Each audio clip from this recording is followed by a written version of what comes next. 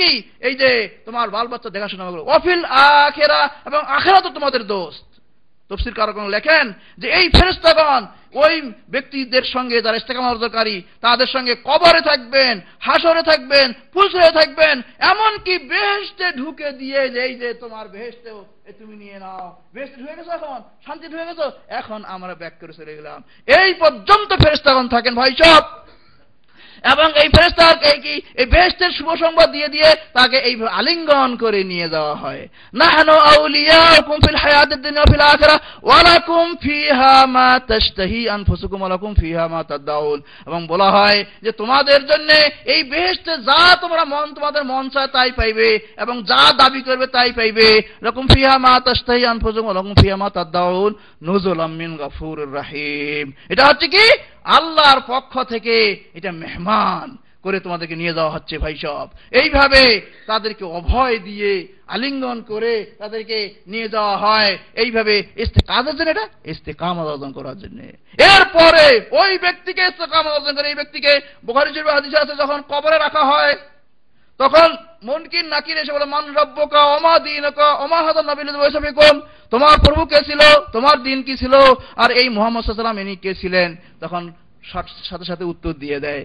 যখন উত্তর দিয়ে দিল তখন উত্তর দেওয়ার সাথে সাথে আল্লাহর পক্ষ থেকে গায়বী আওয়াজ হয়ে যায়, আনসাদাকা আবদি, এই বান্দা সত্য বলেছে, দুনিয়াতে সত্য পথে চলেছে, ইস্তেকামত অর্জন করেছে, সরল পথে চলেছে, সত্য বলেছে। আফরিশু লাহু মিনাল জান্নাতে, বেহেশত থেকে পোশাক নিয়ে এসে বিছানা নিয়ে এসে কবরে বিছিয়ে দাও। ওয়া আলবিসু লাহু মিনাল জান্নাতে, এবং তার পোশাক বেহেশত থেকে এনে পরিয়ে দাও। ওয়াফতাহু লাহু বাবাল জান্নাতে, এবং বেহেশতের দিকে তার একটা দরজা খুলে দাও, সেখান থেকে আলো বাতাস আসতেই থাকবে। এবং বলা হবে নাম কা নাওমাতিল আরুস, তুমি ঘুমাও যেভাবে বাসর ঘরে স্বামী স্ত্রী ঘুমায়, এইভাবে ঘুমাও। ঘুমিয়ে যাবেন, এরপরে সিংহায় যখন ফুক হবে তখন উঠবে, জিজ্ঞাসা করা হবে কতদিন ছিলে এই কবরে, কইছে ইয়াউমান আও বাদা ইয়াউম, একদিন অথবা অর্ধ দিন।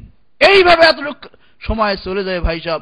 এই হচ্ছে ইস্তেকামত অর্জনকারীর যে ফজিলত, এই দুনিয়াতে তার ফজিলত এবং আখিরাতে তার ফজিলত, তার কবরে তার ফজিলত। এইভাবে তার সুখ শান্তির কথা যদি আলোচনা করা হয় তাহলে সময় কুলাবে না। আমি এই পর্যন্তই আমি শেষ করছি। সর্বশেষ আহ্বান, সর্বশেষ দাবি আপামর এই ভাইদের কাছে এটাই করে যেতে চাই যে আসুন ভাই সব, সিরাতে মুস্তাকিম সরল পথে চলা এটা সহজ বিষয় নয়। কারণ এইটার পিছনে অনেক শত্রু রয়েছে, এইটার পিছনেই সাধারণ কাজ করে। যে অসৎ পথে আসে আপনি তো কাজ করবে না, এই জন্য করে আমাকে জেনে শুনে দেখে শুনে আমাদেরকে জেনে এগিয়ে যেতে হবে। আজকে এত বড় ফুরসত, আপনারা এই দেশে এসে যদি কোটি থেকে কোটি টাকা আপনারা ইনকাম করেন তাহলে ততখানি আপনারা উপকৃত হবেন না।